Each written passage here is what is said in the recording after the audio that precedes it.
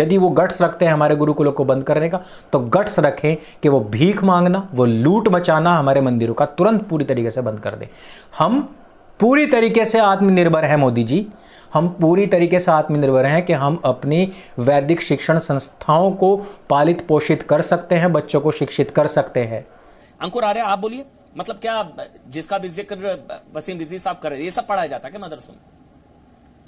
मैं सबसे पहले तो ये बता दूं कि पूरे जितना भी पैनल है, मैं अकेला, मुझे ऐसा लगता है कि मैं जो वैदिक गुरुकुल से संस्कृत से पढ़ा हुआ हूं और मैंने गुरुकुल से शिक्षा ग्रहण की है, और गुरुकुलों में पढ़ने वाला हर बच्चा, जिसने जहां तक मैंने जो देखा, जो आपने सवाल ही पूछा था क्या अभी तक वहां से कोई ऐसा आतंकवादी निकला है, मैं कह रहा हूं कि आतंकवादी तो छोड़िए आप, सामाजिक पृष्ठभूमि को और देश की छवि को कोई नुकसान तक देने वाला व्यक्ति आज तक किसी वैदिक गुरुकुल से नहीं निकला है। और आपने जो बात की है संस्कृत की, मैं पूछना चाहता हूं, सरकार के भी लोग यहां पर बैठे हुए हैं, मंदिरों के पैसे के ऊपर क्या सरकार का हक नहीं होता है? यदि धार्मिक मामला ही है तो मंदिरों से जो भी अनुदान लिया जाता है, जो भी कोष बढ़ाया जाता है, राज्यों का भी और केंद्रों का भी, तो उसको बंद कर दीजिए, तो यह निजी मामला हो जाएगा और मंदिर अपने आप जो अपने गुरुकुल है उनकी स्थापना करेंगे। सीधी सी बात है। एक मिनट, मैं समझ नहीं पा रहा हूं, मुझे समझाइए, अगर मदरसों को बंद किया जा रहा है असम में, ये कहते हुए कि धार्मिक आधार पर शिक्षा का बंटवारा नहीं जी, तो फिर संस्कृत स्कूलों को क्यों ना बंद किया जाए? वहां पर भी तो गवर्नमेंट एड फंडिंग है। नहीं, मैं अच्छा आसाम के लिए लीजिए ना आप बात, कि जहां जनसंख्या का अनुपात तो बहुत बड़ा है, लेकिन वहां पे 614 मदरसे सरकार के द्वारा अनुदानित थे और वहीं पर 100 केवल संस्कृत के थे। तो 100 अगर वो बंद भी कर भी रहे हैं, लेकिन आप तो सोचिए 614 बंद कर दीजिए, 100 मत बंद करिए। नहीं, मेरी तरफ से तो कर दीजिए। संस्कृत में और वैदिक गुरुकुल में तो फर्क है। मैं संस्कृत, आपको समझना पड़ेगा, संस्कृत स्कूल और वैदिक गुरुकुल में फर्क है। यदि आप मदरसे की बात करते हैं, उसकी तुलना संस्कृत स्कूल से नहीं बल्कि वैदिक गुरुकुल से कीजिए।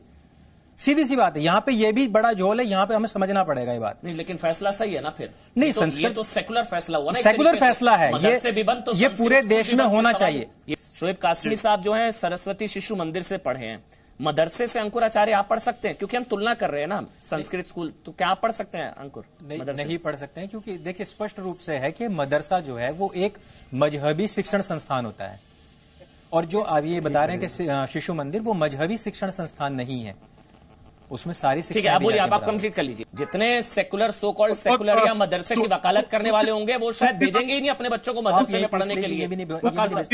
मदरसों में जो फैसला हुआ है आसाम के अंदर, वो फैसला इसलिए नहीं है कि कोई आतंकवाद है या कुछ है, वो इसलिए हुआ है ताकि उनकी तालीम के अंदर रेवोल्यूशन लाए, अच्छी तालीम कर सके। उसके बाद मदरसों की वकालत करेंगे, अपने बच्चों को मदरसे में नहीं भेजेंगे। ये चाहते हैं ना कि क्यों भाई मुसलमान के बच्चे जाएं बस वहाँ, इनके बच्चे नहीं। सर, संविधान सिर्फ एक किताब नहीं है, संविधान इस देश की रूह है और हमें उस रूह को समझना होगा कि संविधान चाहता क्या है। बेईमान मत बनाइए, आप बेईमान बना रहे अपने कम्युनिटी को। मैं बताना चाहता हूँ आपको आगे बढ़ाना है कि पीछे ढकेलना है। जी कह रहे थे ना कि संविधान ऐसा चाहता है, एक्चुअली संविधान नहीं चाहता है, तुष्टीकरण की राजनीति चाहती है, और ये जो संविधान जो चाहता है ये हमारे राजनेता ही उसमें ये सब बातें लिखते हैं।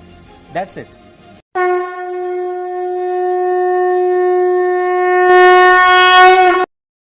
नमस्ते दोस्तों, आप सबका एक बार फिर से स्वागत है आपके अपने YouTube चैनल सत्य सनातन में। आज जो डिबेट में हुआ, देखिए जब 9 पैनलिस्ट बैठे हुए हों, 10वें एंकर हों, 40 मिनट का प्रोग्राम हो, तो इसमें हम अपना पक्ष पूरी तरीके से नहीं रख पाते हैं। कुछ मेरे भाई बहनों की शिकायत ये भी है कि आप बीच में किसी को रोकते टोकते क्यों नहीं, अपनी बात क्यों नहीं रखते हैं।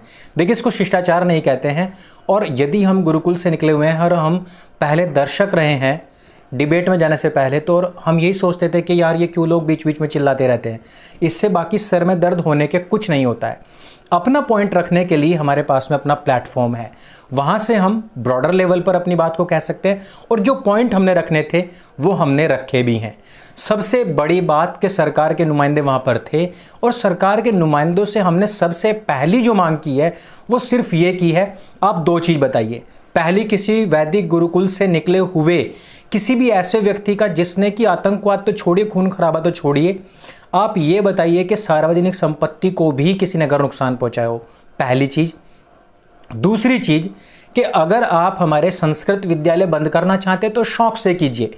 वैसे भी आसाम की जो जनसंख्या है दोस्तों वो 3.5 करोड़ के आसपास है। वहाँ के जो अल्पसंख्यक मामलों के जो मंत्री हैं उनका स्वयं का मानना है कि मुसलमानों की जनसंख्या 1.3 करोड़ है, लेकिन इसमें से बड़ी बात, इसमें से 90 लाख जो हैं वो बांग्लादेशी हैं, घुसपैठी हैं। यानी कि केवल 40 लाख लोग जो हैं वो स्थानीय मुसलमान हैं, और वो जो 40 लाख है वो भी 4 अलग अलग विभागों में है, सेक्ट्स में है। यानी कि उनमें से कुछ ऐसे सेक्ट भी हैं जो पूरी तरीके से मुसलमान स्वयं को नहीं मानते हैं। उनका जुड़ाव अभी भी अपनी जो स्थानीय आदिवासी जो परंपरा है या हिंदू परंपरा है उनके साथ में भी जुड़े हुए हैं। अब जरा आप गौर कीजिएगा आंकड़ों के ऊपर। आंकड़े ये कहते हैं कि सरकारी मान्यता प्राप्त 614 मदरसे हैं और स्वतंत्र रूप से 900 मदरसे चल रहे हैं। आते हैं हिंदुओं के ऊपर। हिंदू असम के अंदर जो है वो बहुसंख्यक है, लेकिन संस्कृत के स्कूल हैं सिर्फ 100 और जो स्वतंत्र रूप से हैं वो 500। तो अब आप ये देखिए कि नामचारे के लिए 100 तो हैं, उसको ये कहने के लिए काफ़ी है दूसरे लोगों के लिए कि भाई ये बंद कर रहे तो ये भी बंद कीजिए। मैं इसमें यह मानता हूं और इसी वजह से मैंने स्पष्ट तौर पर कहा कि आपको संस्कृत विद्यालय बंद कर देने चाहिए, और उसका कारण यही है कि 100 के बदले उधर 614 चल रहे हैं। और ये तो वो हैं जो सरकार की नज़र में हैं। जो सरकार की नज़र में नहीं है उनके आंकड़े मैं आप लोगों को बताऊंगा, ये बहुत चौंकाने वाले हैं। भारतवर्ष के अंदर 3 लाख टोटल मदरसे हैं, 2 लाख मस्जिदें, और कंटिन्यू रोजाना बहुत सारे मस्जिदें और मदरसे बनते जा रहे हैं। इनका अभी तक कोई रिकॉर्ड नहीं है। अगले अगर मैं बात करूं, सरकारें अगर आपको बताएंगी तो कोई 19-20 हज़ार ही बताएंगी, वो कभी आपको नहीं बताएंगे कि 2 लाख 3 लाख के आसपास तो इस, और टोटल मिलाकर के देखिए मस्जिदों के अंदर भी मदरसे चलते हैं, उनको यदि आप मिला लेंगे तो और ज़्यादा बढ़ जाएंगे। अब आप मुझे ये बताइए कि आसाम के अंदर इतनी सी जनसंख्या के नाम पर इतने सारे मदरसे क्यों चल रहे हैं। दूसरे पॉइंट पर मैं आता हूं कि जिस समय पर सीरिया से मुसलमान भागे और जर्मनी में उनको शरणार्थी के रूप में एक्सेप्ट किया गया था, तो उस समय पर टर्की और सऊदी अरेबिया ने यह कहा था कि हम आपको वहां पर मस्जिदें और मदरसे बनाने के लिए डोनेशन देंगे। क्या सऊदी अरेबिया और टर्की ये नहीं कह सकते थे कि हम आपके खाने पीने रहने सहने के लिए देंगे, कपड़े लत्ते के लिए पैसा देंगे? उन्होंने नहीं कहा। उसका कारण क्या है जरा आप सोचिए, आप लोग भी बहुत प्रबुद्ध हैं। दूसरी बात पर मैं आता हूं, जहां जहां से हिंदुओं को भगाया गया मार करके, वहां पर सर्वाधिक मात्रा में मदरसे क्यों बने? जैसे कि कश्मीर, तो कश्मीर के अंदर जब लैंड जिहाद का एक्सपोज हुआ तो वहां पर पाया गया कि सबसे ज़्यादा हिंदुओं को भगाने के बाद में वहां पर मदरसे और मस्जिदें बनी, और उसके पीछे भी गल्फ कंट्रीज से बहुत पैसा आया था। भारतवर्ष में मुसलमानों की जो हालत है, स्थिति है, वो बहुत दयनीय भी है। बहुत सारे ऐसे क्षेत्र हैं, उनकी शिक्षा के लेकर के, माल न्यूट्रिशन के लेकर बहुत सारी ऐसी समस्याएं हैं, लेकिन कभी भी 56 देश उस चीज़ के लिए पैसा नहीं देते, बल्कि वहाँ पर मदरसे और मस्जिदें के निर्माण के लिए पैसा देते हैं। इसका कारण समझने का प्रयास कीजिए। चाहे वो मेवात हो, चाहे वो कैराना हो, चाहे कश्मीर हो, चाहे केरल हो, चाहे पश्चिम बंगाल हो, और चाहे बिहार और उत्तर प्रदेश हो, जहाँ जहाँ से हिंदुओं को भगाया जाता है, पहली चीज़। और जहाँ जहाँ पर मस्जिद और मदरसों की मात्रा संख्या बढ़ जाती है, वहाँ वहाँ से हिंदुओं को बाद में पलायन क्यों करना पड़ता है, दूसरी चीज़। इसका आंसर तो आप ही को देना पड़ेगा, मैं हर बार आंसर नहीं करूँगा। अब आते हैं नेक्स्ट पॉइंट के ऊपर, जो बॉर्डर एरियाज़ हैं, जो हमारे जो आर्मी के कैंटोनमेंट हैं, जो हमारे एयरपोर्ट हैं, इन सब के आसपास मदरसे और मस्जिदों की संख्या लगातार बढ़ती जा रही है। इसका कारण मुझे बताइए। नेपाल बॉर्डर हो, चाहे वो पश्चिम बंगाल और बांग्लादेश का बॉर्डर हो, चाहे वो गुजरात का बॉर्डर हो, चाहे पंजाब का बॉर्डर हो, चाहे हरियाणा का बॉर्डर, चाहे उत्तर प्रदेश का बॉर्डर हो, बॉर्डर क्षेत्र में और जहाँ जहाँ हमारे सैन्य गतिविधियाँ हैं, जहाँ जहाँ पर रेलवे की गतिविधियाँ हैं और प्लेटफॉर्म स्टेशंस हैं, वहाँ पर मज़ारों की ये संख्याएं क्यों बढ़ती जा रही हैं, इसका जवाब मुझे आपसे चाहिए। यदि एक तरफ हम देखेंगे जनसंख्या का अनुपात हिंदुओं का ज़्यादा, लेकिन उनको मिलने वाला अनुदान बहुत कम, दूसरी तरफ मुसलमानों की जनसंख्या कम, लेकिन उनको मिलने वाला अनुदान बहुत ज़्यादा है। अगले पॉइंट पर आता हूं। एक डॉक्टर हैं, इन्होंने एक रिसर्च पेश की है 2 दिन पहले ही, और इन्होंने कहा कि 2 लाख से ज़्यादा मदरसे, मैं आपको पढ़ करके बताऊंगा। इन्होंने बताया है कि उत्तराखंड के अंदर 2,61,800 मदरसे कभी हुआ करते थे, जिस समय पर उनके पढ़ने वाले जो छात्रों की संख्या में उस समय पर 88% गिरावट आ गई, जब सब छात्रों को छात्रवृत्ति मिलने से पहले आधार से उनको लिंक किया गया। अर्थात जहां पर 14 करोड़ रुपए दिए जा रहे थे छात्रवृत्ति के नाम पर, वहां वो घट करके सीधे 2 करोड़ हो गए। अर्थात ये जो करोड़ों की जो धांधली है ये मदरसों के नाम पर होती है। अब मैं आता हूं नेक्स्ट पॉइंट के ऊपर कि ये तो अकेले उत्तराखंड की बात हुई। अब उत्तर प्रदेश में तकरीबन 3-3.5 हजार मदरसे फर्जी चल रहे थे। जैसे आधार से उनको जोड़ा गया वो सारे के सारे गायब हो गए। इसी प्रकार पूरे भारतवर्ष के अंदर यदि हम देखें तो 20 हजार ऐसे मदरसे हैं जो बंद हुए, नदारद पाए गए, फर्जी थे। इस प्रकार के आंकड़े हमारे साथ हैं, सामने हैं।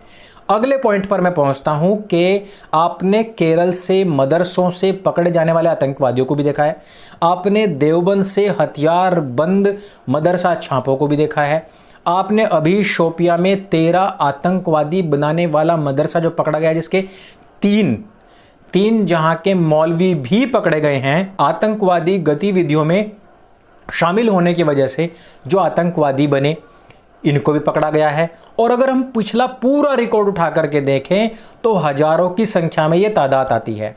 आप कभी ये ना सोचें कि ये ग्रेजुएट हो गए। ग्रेजुएट तो कभी के टाइम में ओसामा भी था, लेकिन वो भी एक मदरसा छाप था। इस तरह से मदरसों से लगातार निकलने वाले जो आतंकवादी हैं उन पर लगाम लगाए जाने हेतु पूरे भारतवर्ष में इनको बैन कर देना चाहिए। अब मैं अगली बात पर आता हूं। मदरसों ने अभी तक ऐसी क्या चीज दी है, क्या इजाद किया है जो कि पूरे विश्व के वैज्ञानिक मिलकर के ना कर पाए हो।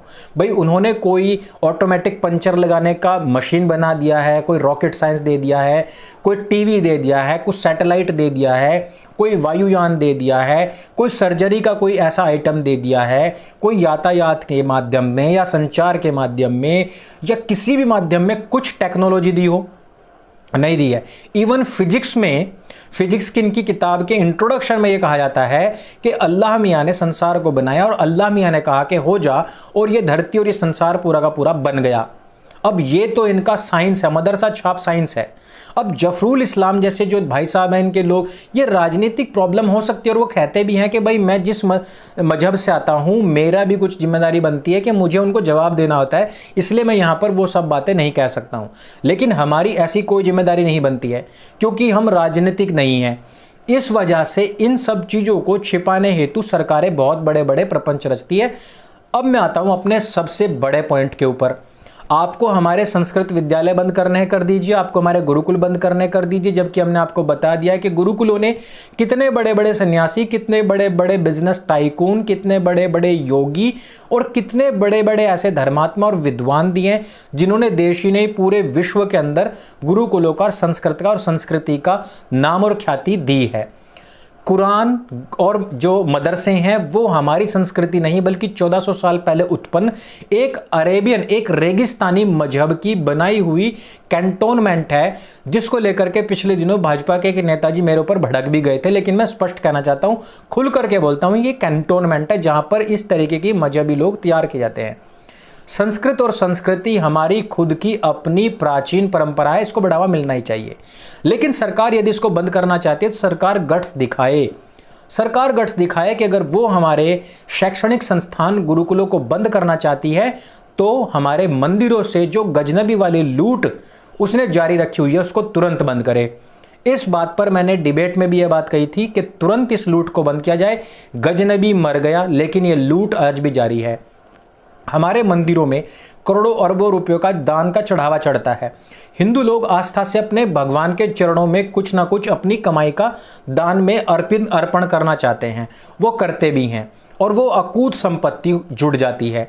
और ये जो संपत्ति पहले हुआ करती थी गजनबी के लूट मॉडल से पहले, उससे पहले इस धन का जो प्रयोग था वो हमारे गुरुकुलों को प्रबल करने, बच्चों को पढ़ने और पढ़ाने के लिए और शोध संस्थाओं में यूज करने के लिए होता था। हमारी यूनिवर्सिटीज को बख्तियावर खिलजी जलाता है, लेकिन बख्तियावर के नाम से यहाँ पर शहर के शहर बन जाते हैं। उन गुरुकुलों की पुनर्स्थापना हम स्वयं कर लेंगे। सरकारों से निवेदन है कि वो बीच में से हट जाएं, हमारे मंदिरों की लूट ना करें। या फिर हमें बताएं कि मस्जिदें आपको कितना पैसा दे रही हैं तो आप मदरसों को जो सपोर्ट कर रहे हैं, या आप बताएं कि क्या हमारे मंदिरों की लूट का पैसा ही तो कहीं मदरसों में आतंकवादियों को तैयार नहीं करवा रहा है। चर्चों को पैसा दिया जा रहा है, वही पैसा लौट करके हमारा मतांतरण करवाता है, हमारे आदिवासी भाइयों बहनों का मतांतरण करवाता है। हमें इन सब चीज़ों का जवाब चाहिए। देखिए दोस्तों, आप जब तक लुल बनाए बैठे रहेंगे, जब तक आप समस्या को देख करके आंखें बंद करते रहेंगे, जब तक आप शुतुरमुर्ग की तरह मुंडी जो है अपनी रेत में धंसाए रखेंगे, चाहे सरकार किसी की भी हो, कार वही है, सिस्टम वही है, ड्राइवर चेंज होने से सिस्टम चेंज नहीं होता है। आपको अपनी सरकारों से पूछना पड़ेगा, कहना पड़ेगा मेरा मंदिर मुझे वापस करो, मैं अपने सिस्टम को भगवान खुद देख लूंगा।